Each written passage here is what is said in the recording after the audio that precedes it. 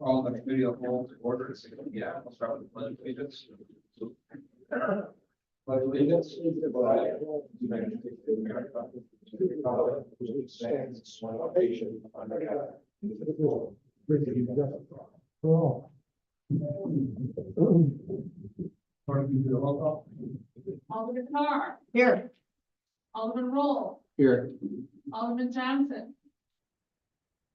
Alderman Montoya. Alderman Rita. Alderman Fairwell. Here. Alderman McGee. There.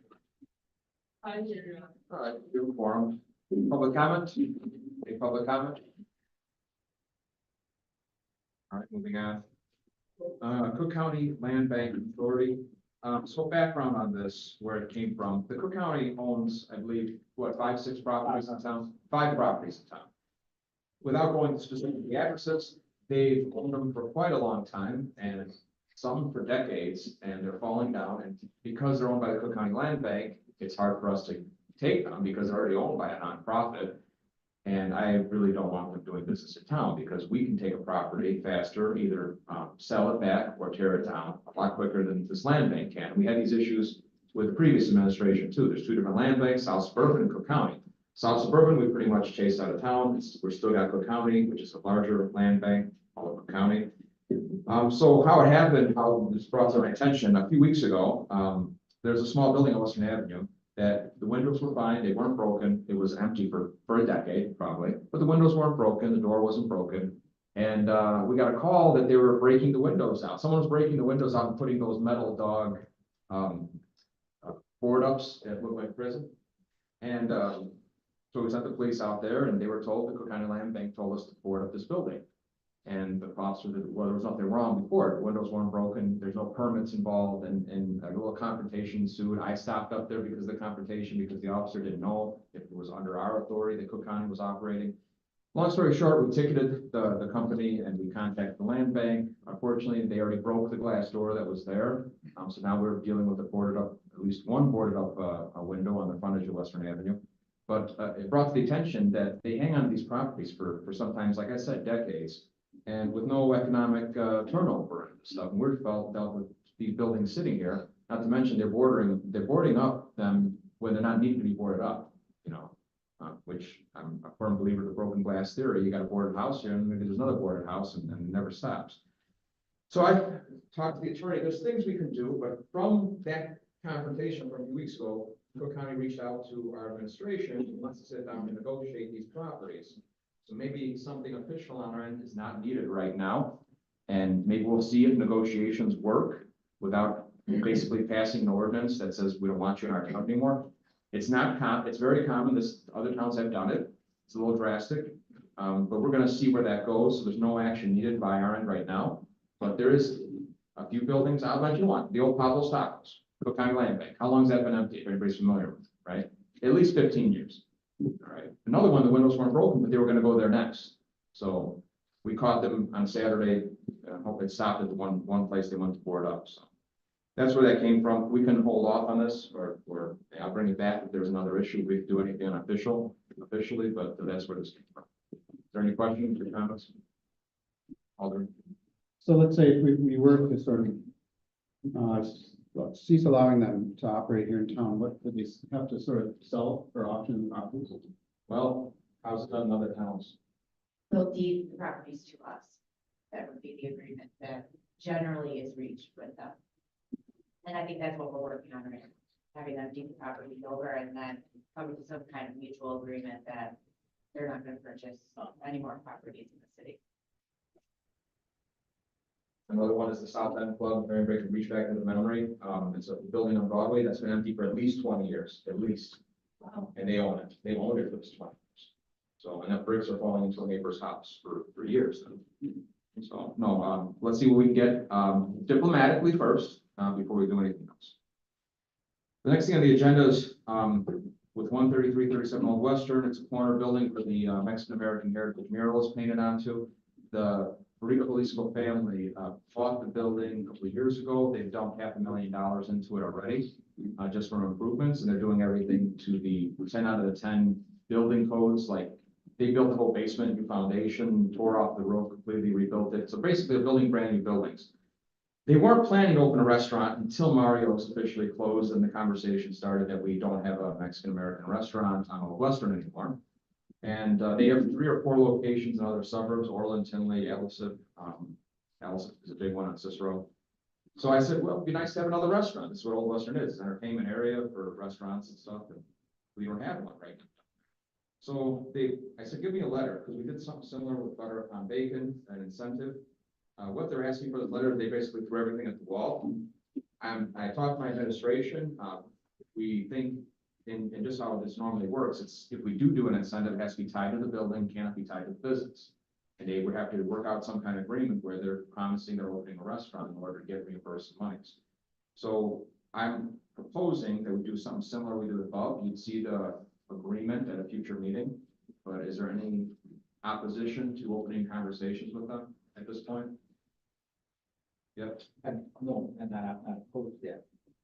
And then, you know, not opposed to the idea, I guess, I'm sure you're thinking about this too, but, you know, we just need to construct it in a way that it just, you know, it's an open season, not our checkbook. No, it is in a district that it only wants to apply for this within the TIP. And it's economic development and infrastructure improvements are the 2 ways you can use TIP money. So we are just putting our feet in the water on the economic incentives. We've only had 1 successful story so far. So this would be a second one. So I was just gonna have the attorney see if they can work out some kind of deal, a lot more realistic, more closely to what we did for Bub. And see if that goes. Any other questions about this? All right. I know. I guess I just asked that, you know, we keep an eye to making this a process, right, instead of a one-off. Yeah. Sort of case by case basis. No, I agree, and I think same thing with the 6B exemptions and stuff, there should be some kind of form we probably create with this. Yeah. Like we're working on the other one, so I agree. Do we have the executive session minutes, or do we have to wait for a future meeting? We have to wait to another meeting where I can print all of them, you guys can review them in executive session, and then we'll bring this resolution that's in your packet now today. That's all I have right now, because I thought the land bank was gonna be more of something we need to do right away, so is there anything from my administration? Sure. You do have some updates on regarding some things, you want to go in executive for that? Alderman? I just would appreciate an update on the appropriation. That was, yeah, I'm on this. So, 2 things, one, the second one being appropriation, but, more immediate, there's gonna be some news reports that have already started to generate in relation to the Forest View, mobile home park issue again. I think we all are up to speed here, where we're at with that. But just, today was a very active day in regards to that. So, our city attorney, Blake, represented the city in court this morning. It was not as productive as we would have hoped. The judge handling the case, first, this was a continuation of a previous ruling in which we were, you know, prevented from going through with the shut off. We also filed an emergency injunction based on water loss that we're reading for Forest View at this point. So I'll let Aaron chime in, but the top line notes are, on the con side for the city is that the judge felt that because we had appealed his ruling to an appellate court, this was no longer in his jurisdiction. Take that what you want. On the positive side, the attorneys representing Forest View and the attorney representing the 1 resident who filed the emergency injunction all did agree that in a case like this where we have a literal health and safety emergency, that it will possibly be necessary for a temporary shut off in that regard. Our insistence to them was and is still that they need to address the water loss immediately. 2 days ago, a couple days ago, Commander Sepasi with their body cam walked the property. It took them about 50 yards to find 3 significant leaks. Open ground from removed trailers, just spitting water up 24/7. Trailers with water, broken water connections inside, just cascading, leaking water 24/7. There's concerns about health and safety. There's concerns about fire hydrant pressure. There's concerns from here. So today, they did bring in a plumbing company, because that's my understanding, a contractual plumbing company that works with this, with, a large property owner and their other larger city properties. They did start working. We sent a building official out to make sure that the work was being done, that it was, so we first off brought them in and make sure they got permits.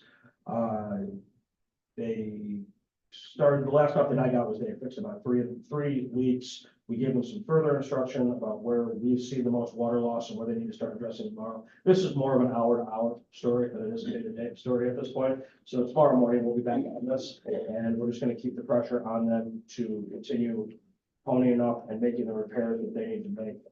Because as of right now, based on Public Works daily readings, they are bleeding out 90,000 gallons of water a day. And have lost, over 4 million, roughly about 6 months. About 5 months. So it's pretty bad. But we're going to stay on them until we'll be getting daily reads to see if we're making progress. We're just not gonna let them off the map until this is addressed. So.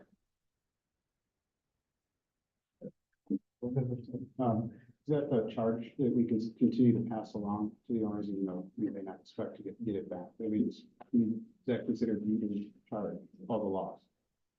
I mean, it's being read. Yeah. We've got, I think, and I might have to turn to the attorney on that one, but the question is, we know what water is being lost here. Can that still be charged to Forest View also? Yes. It's their responsibility to fix the problem, and that's what they fix it, so we have to pay for the water that's being lost. Thank you. The good thing is, they're out there trying to fix it. So. So hopefully that keeps moving forward and progressing. Okay, so appropriations, so I just today am in possession of kind of my, what is it, my final draft from the accountants. To be very candid, this Forest View situation and a couple of smaller things, but this mainly, has set us back a little bit. With that in mind, our plan originally was to, move the appropriation for final passage in the last meeting of this month. But in order to give everybody the necessary time, I still have to get numbers all in a row so he can do his data magic tricks with it. It's looking like the first meeting in March is going to be a more practical thing to get proper time for review. We do have a draft of the posted in the clerk's office. I have updated it. I am going to be updating it again because it does, as more information has come in, more things have trickled in. Some of it was out of our control in terms of pieces we have to pull together from outside entities, libraries, et cetera. We do have it together. You will see a document, a financial document that very much shows a city in a significant transformation. We've done a lot. We plan to keep going. We believe our finances are strong and capable of doing that. But we inherited a situation. There's a city that was idle in a number of areas, streets and alleys, our water system as a whole, our economic development efforts. Our philosophy is to aggressively attack these areas and to continue doing so. But it's reflected in the document. It's reflected in the numbers that we are up and moving and running and active. And so with that said, we're in the constraints of what we've done the past couple of years in terms of the pattern of spending and everything. So all of it, it's a bit of a in pieces right now. But if you want to come in and talk about specifics of where we're at with overall the funds, et cetera, Yeah. by all means, I'm happy to send you me and Mark sit down and I can give you the snapshot of what it's looking like. Thank you. And it's all that's true of all of them. Any questions or anything? Thank you, Tom. Anything else from the Alderman? We don't have an executive, we like compiled all. Oh, sorry, right, city clerk. Happy Valentine's Day. Black History Movie Night, is this Friday at the Rec Center from 5 to 8. Next Friday is the Hot Shot Contest. You can sign up at the Park District or the city webpage. And the Fish Fry begins this Friday, St. Benedict's. St. Benedict's. Yes, St. Benedict's is another friends. Whatever they call it. And Eagles is this Friday, so make sure you support Blue Island. That's all I have. Thank you. City Attorney, No report. did the administrators, anything else from the Alderman?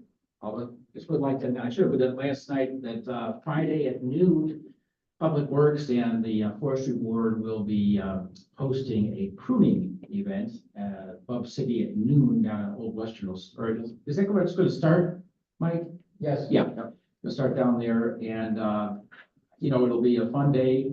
Vail always makes it interesting. There's a learning process that we all go through and do a little work to help because we're finally able to actually pay attention to maintaining our trees.